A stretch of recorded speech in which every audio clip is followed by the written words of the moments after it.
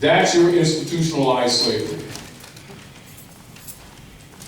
Now do you understand why you put everything in trust? And you must be in your proper person to even make a legal argument. Because if you're not an heir, you can never be creditor because the bond is against the Moorish Empire. What's your nationality? Well, is that complex? No. If you know the history, you would be self-motivated. But if you didn't know the history, you could be tricked into thinking it's just a belief, couldn't you? Which a lot of people present it that way. Which is why a lot of people don't take it serious. Now, go in that law dictionary and look up black. Go in that ordinary dictionary, look up black. Now we're going to give what is called an etymon degree. This is third grade grammar. Let's look up black as an example, right?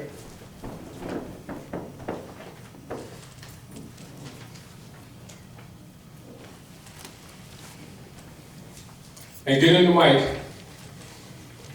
Now, what part of speech is black? Adjective. What part of speech is black? Adjective. You get in the mic because we need the people to hear you. Sorry, man. All right. This is adjective. So black's an adjective, and the same goes Saxon, right? Yep. So now you're beginning already, before you go into what is called linear entry, you automatically know, according to third grade grammar, that an adjective is a modifier. And if it's not a noun, can it be a person, place, thing, or idea? Can it be an identity of a people? No. Therefore, it's already pejorative, isn't it? Yes. Correct. So therefore, a person who can read knows that that's not an identity, and if it's put on people, it is a nom de guerre, without even going any further.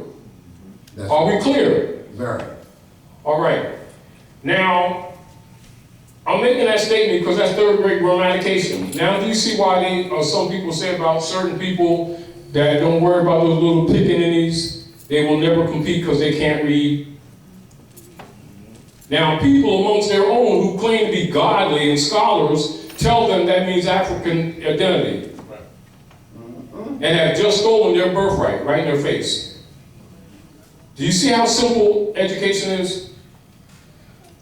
Huh? Now we can go further and go into how the word morphs, and go into how they do the pejorative, nom de guerre, and they add it or tag it onto more, and they'll say black, dot, more. Yeah. Take the adjective off and leave the bloodline, pedigree, right there in the dictionary. So the people can't say that they weren't told. And so what this does is let them off the hook, doesn't it? It does. Doesn't it? Yep. Yes. Because it's there, you can find it in Charles Dictionary. But the point that I'm making to you is third grade grammatication, the first thing that is done when you look up a word is put it in its proper matrix or mother, and as its category. So right after any word, they give you its etymology. Then if you look down and you'll see Middle English, won't you? Within its etymology. And of course, Middle English is 1100 to 1500. So immediately, third grader who can read knows that that word is not used in language beyond 1100. So when somebody comes and tells them about the ancient black gods of Egypt, the child already knows that they're lying to them. But somebody who can't read don't know better, do they? So they can create instruments, give you false history, as well as create mortgages, come in your community 3 years later and then gentrify, take all your dead pledges, which are actually sharecropping agreements, and gentrify your community with these people who are so spiritual, who can't damn read. Do you understand our problem? That's why you're here in the House of Reawakening Mind. Anyway, write down any questions that you have for the next time that we come together. And I want to thank Dr. Naila Gilliam for maintaining the integrity of this platform, for the dispensation of information for your reawakening. And I also want to present to you, take a moment, because she would give us a good greeting and share with us some of her mind, her intellectual property, and her intellectual dispensation. So I'm appealing to her again, because I always pick on her sometimes. I say, Dr. Mahela, why don't you read something from your Musings of an Undercover Writer? This is one of her books. She has others with manuscripts being prepared now.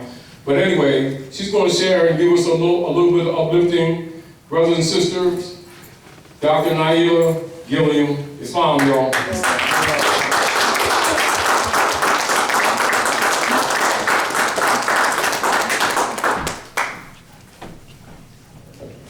Islam. I'm going to